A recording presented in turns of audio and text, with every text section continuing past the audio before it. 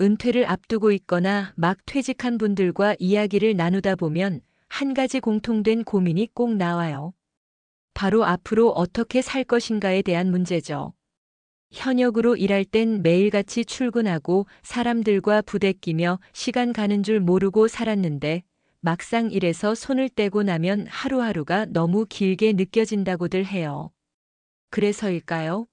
많은 분들이 이젠 나도 자연 속에서 여유롭게 살아보고 싶다는 꿈을 꿉니다. 소위 말하는 전원주택, 귀촌, 귀농이죠. 저 멀리 산과 들이 보이고 아침이면 새소리 들리는 그런 삶. 상상만 해도 참 평화롭죠. 하지만 그 삶이 과연 현실에서도 평화로울까? 생각보다 많은 분들이 전원주택에 살다가 다시 도시로 돌아오거나 조금은 다른 구조의 주거 형태를 택하곤 해요. 오늘은 실제로 그런 결정을 한 정년퇴직한 교사 부부의 이야기를 통해 은퇴 후 주거 선택에 대해 같이 생각해 보려고 해요.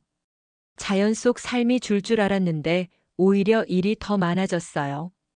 서울에서 교사로 30년 넘게 근무한 김 선생님 부부는 퇴직 후 강원도의 한 전원주택으로 이사했어요. 마당 있는 집에서 텃밭도 가꾸고 개도 키우고 마음 맞는 이웃들과 바비큐 파티도 하고 그렇게 은퇴 후의 삶을 상상했죠. 그런데 막상 살아보니 전혀 예상치 못한 문제가 생겼어요. 아침마다 눈을 뜨면 일이 끝도 없이 쏟아져요. 마당 청소, 제초 작업, 고장난 보일러 수리까지 전부 우리가 해야 하잖아요. 특히 겨울엔 눈이 많이 오는데 마당부터 집 앞 도로까지 다 쓸어야 하니 몸이 견디질 못했다고 해요. 병원이나 마트가 멀다 보니 간단한 약 하나 사러 가는 것도 큰일이고요. 그래서 이 부부는 큰 결심을 했어요. 이제 우리가 돌봐야 할 건 마당이 아니라 우리 자신이다라는 생각으로 전원주택을 정리하고 서울 근교의 코하우징 코마이너스 하우징 커뮤니티로 이사했습니다. 코하우징? 그게 뭐예요? 코하우징은 쉽게 말해 함께 사는 독립적인 삶이에요.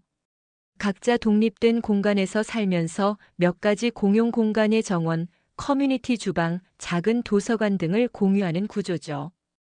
이게 왜 좋냐면 집 관리는 전문 관리인이 해주고 아프거나 급할 땐 이웃과 도움을 주고받을 수 있고 외롭지 않게 소소한 교류도 가능하니까 은퇴 이후에 너무 조용한 고립감과 과도한 집 관리 스트레스를 덜 수 있어요. 우린 혼자 살고 싶지만 외롭긴 싫거든요. 이렇게 말한 또 다른 사례들을 소개할게요. 사례 1 은퇴한 간호사 박 씨의 이야기.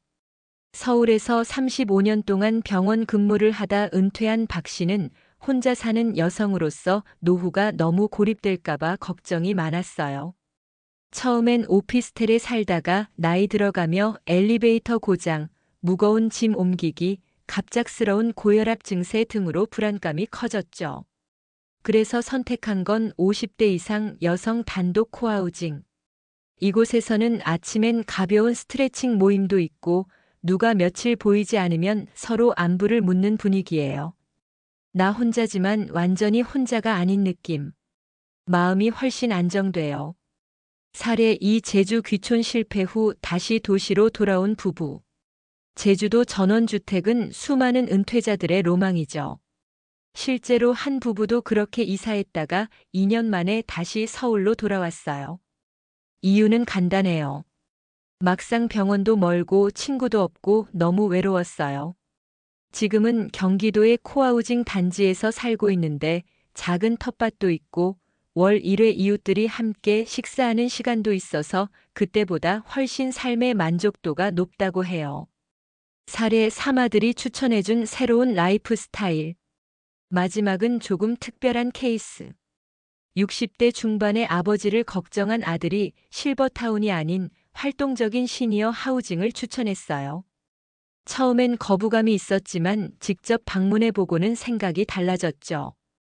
헬스장, 독서실, 영화 상영실까지 있고 입주민들끼리 봉사활동도 해요. 이게 노인시설이 맞나 싶었죠. 실제로 입주 후엔 건강도 좋아지고 삶에 대한 의욕도 생겼다고 해요. 결국 중요한 건 나답게 살 수 있는 구조를 고르는 것. 물론 모든 사람이 코하우징이 정답인 건 아니에요. 어떤 분은 여전히 조용한 산속이 더 잘 맞을 수도 있고, 또 어떤 분은 아이들과 가까운 아파트가 좋을 수도 있죠. 다만 한 가지 분명한 건 은퇴 후의 삶은 꿈꿔왔던 로망이 아니라 매일 반복될 현실이라는 거예요. 텃밭 가꾸는 건 한두 번은 재밌어요.